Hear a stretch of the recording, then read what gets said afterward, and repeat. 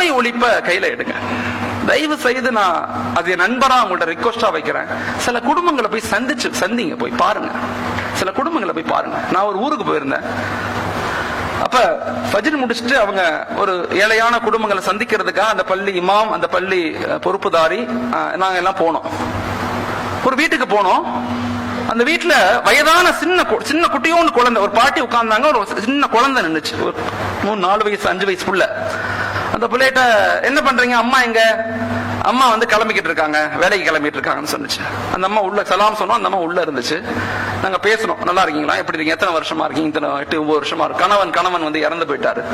கணவன் இறந்து, என்ன செய்யறீங்க, நான் வந்து இந்த தையல் கடையில தைய வேலை செய்யறேன், தச்சு கொடுக்குற வேலை செய்யறேன் அப்படின்னு சொன்னாங்க. உங்க எத்தனை பிள்ளைங்க, எனக்கு 3 பெண் குழந்தைங்க. 3 பெண் குழந்தைங்க. என்ன பண்றீங்க, 2 பெண் குழந்தைங்க ஸ்கூலுக்கு போயிட்டாங்க, நான் கிளம்பிக்கிட்டு இருக்கேன். இந்த குழந்தைகிட்ட நாங்க யதார்த்தமா கேட்டோம், சாப்பிட்டியான்னு கேட்டோம். அந்த குழந்தைகிட்ட 5 வயசு பிள்ளைகிட்ட. அந்த குழந்தை சாப்பிடலன்னு சொன்னிச்சு, காலை சாப்பாடு சாப்பிடல. ஏன் சாப்பிடலன்னு கேட்டேன். அந்த குழந்தை சொல்லுது, அஜித்துங்க, எங்க அக்காவுக்கும் எங்க வீட்டுல யாருக்குமே காலை சாப்பாடு கிடையாது.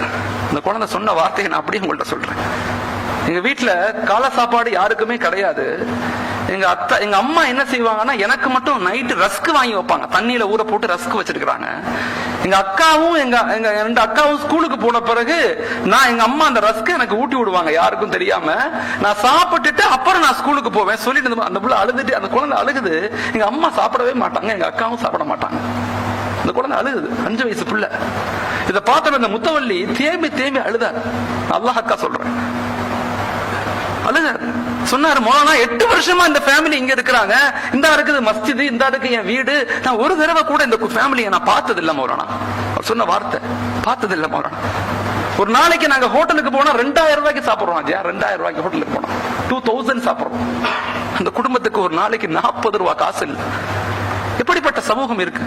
இஸ்லாமிய சமூகத்தினுடைய பல வீழ்ச்சிகளுக்கு பல காரணங்கள் இருந்தாலும் ஏழையான மக்களுடைய சாபங்களும் ஒரு காரணம்ங்கிறத விளங்கிக்கணும். உண்மையிலேயே வருத்தப்பட்டு நான் சொல்றேன்.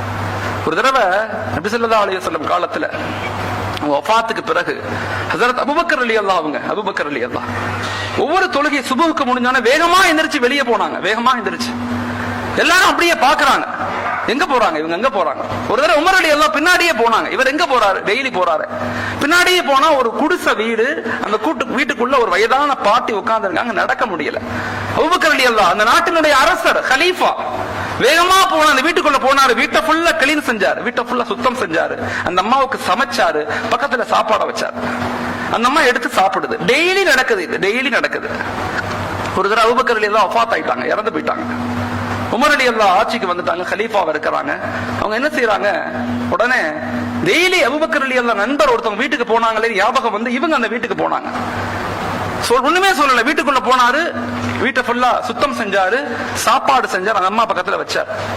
அந்த அம்மா சாப்பிட்டுட்டு சொன்னுச்சு, உன் நண்பர் அபூபக்கர் இறந்து போயிட்டாரான்னு கேட்டுச்சு. உன் நண்பர் அபூபக்கர் இறந்து போயிட்டாரா அப்படின்னு கேட்டுச்சு. ஷாக் ஆயிட்டாங்க உமர் ரலியல்லாஹு. அந்த அம்மா கண்ணு தெரியாது, எப்படி தெரியும்னு இவர் கேட்டாங்க. அந்த அம்மா சொன்னுச்சு, உன் நண்பர் எனக்கு உணவு வைக்கும் போது நல்ல ஆத்தி சூடு இல்லாம வைப்பாரு, 2வது பேரிச்சம்பழத்தினுடைய கொட்டையை எடுத்துட்டு சொலைய மட்டும்தான் போடுவார், நீ கொட்டையோட போடுறதுனால சாப்பிட முடியலன்னு சொன்னுச்சு. உமர் ரலியல்லாஹு அழுதாங்க. என் நண்பரை ஒருபோதும் எங்களால மிஞ்ச முடியாது. மக்களை சந்திங்க, மக்களை போய் பாருங்க, மக்களுடைய கவலைகள் என்னன்னு கேளுங்க. எத்தனையோ குடும்பங்கள் கேட்கும் போது அந்த குழந்தை சொல்லுது, நான் இங்க கூட பொள்ளாச்சியில கூட ஒரு ஃபேமிலிய மாலிக் பாய் சொன்னாங்க, அந்த அம்மா கேட்டுச்சு, இத்தனை வருஷமா எங்கள்கிட்ட யாருமே கேட்கலையே, என் கணவரை இழந்துட்டேன், என் மக்களை இழந்துட்டேன், என் மகனை இழந்துட்டேன், எல்லாத்தையும் இழந்துட்டேன், இப்ப என்னை கூப்பிட்டு உங்களுக்கு என்ன வேணும்னு கேக்குறீங்க. தயவு செய்து உங்களுடைய பக்கத்து வீடுகளை பாருங்க, உங்க மஹல்லாவுடைய ஏழைகளை பாருங்க. மக்களுடைய வறுமை இருக்குது, அது நம்முடைய சாபமாக இருக்குன்னு மறந்துடாதீங்க. அதனாலதான் ஜக்காத், அதனாலதான் பைத்துல் மால் இதெல்லாம் உருவாக்கப்பட்டுச்சு. உணவுக்கு வழி இல்ல, கஷ்டப்படுறோம், சாப்பாட்டுக்கு வழி இல்லைன்னு ஒரு ஃபேமிலியை கூட விட்டுறாதீங்க, அந்த மஹல்லாவுல பரக்கத் இல்லாம போயிடும்.